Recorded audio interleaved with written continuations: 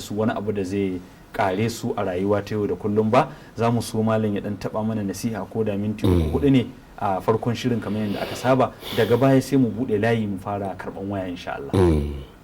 A'udhu billahi samil alim min ash-shaytanir rajim, bismillahir rahmanir rahim, wassalatu wassalamu ala ashrafil mursalin nabiyina muhammadin wa ala alihi wa sahbihi ajma'in. Akan kallau ni'iman da Allah ma bani adam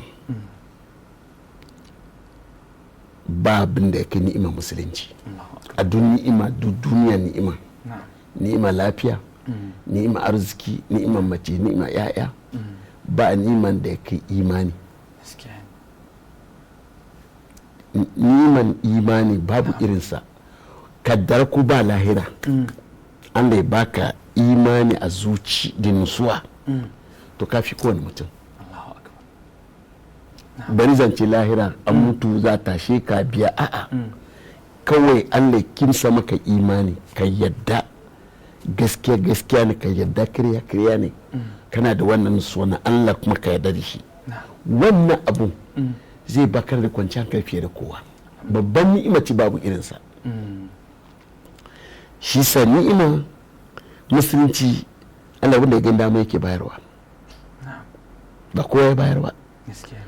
Kuma Allah ya gyarbi mutanen farko masoyinsa akan wannan imanin. Duk alitun duniya ba wanda Allah yake fifita son sakamakon manzon Allah sallallahu alaihi wasallam.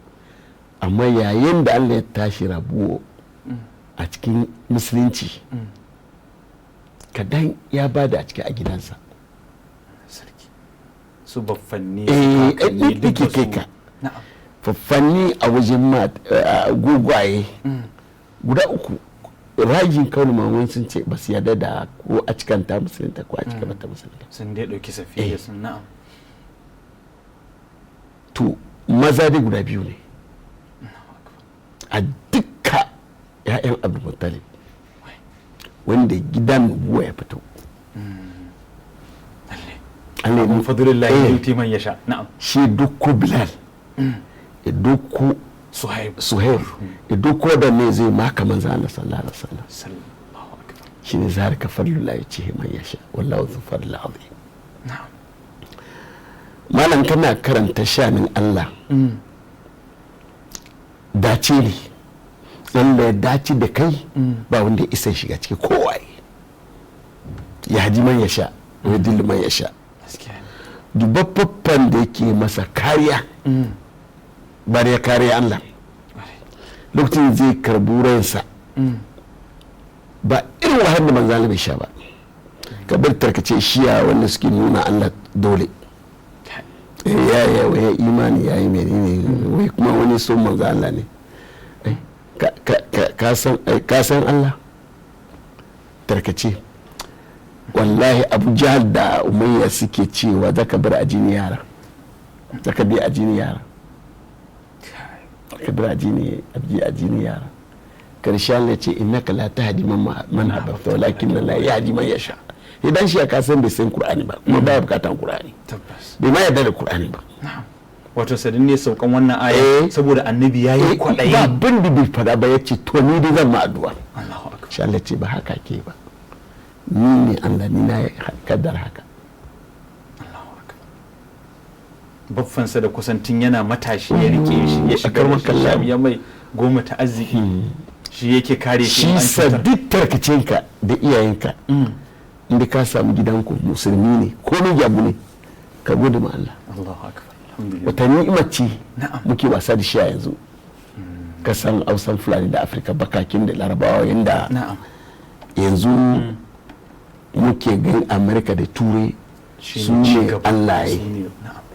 Ban san ni'iman da Allah ya mana mu da Larabawa ni'imar musulunci ba. Ni'imar musulunci Allah ka wannan sani. Duk duniya ba Qur'ani ba mu da fito da sunan saraha. Shi mutane kaɗan ne, Zaidu da kuma Abu Lahab. A fito da karar suna a lokacin manzo Allah sallallahu alaihi wasallam. Annaba da su wuce Allah ya bata. Kaga abu lahab na'am da faffan manzan Allah da baban manzan Allah ubansu daya.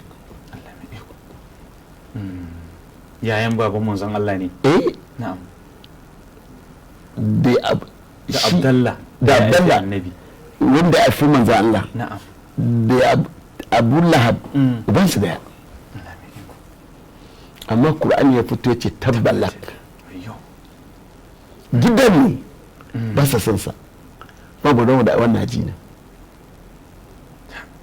kalle shi da abunsa to wannan niman da muke ciki muke wasa da shi na'am duk komai gabu da iyaye wannan jini ne ake wasa da shi yanzu saboda akidodi da suka kewaye mu na'am aka wakala mutum na so ya zaman lafiya a cikin addini ke yi wa abubuwa 4 ko 5 na'am malam to zai huta farko ka yadda Allah shine Allah na'am ka yadda da Qur'ani ka yadda da manzon Allah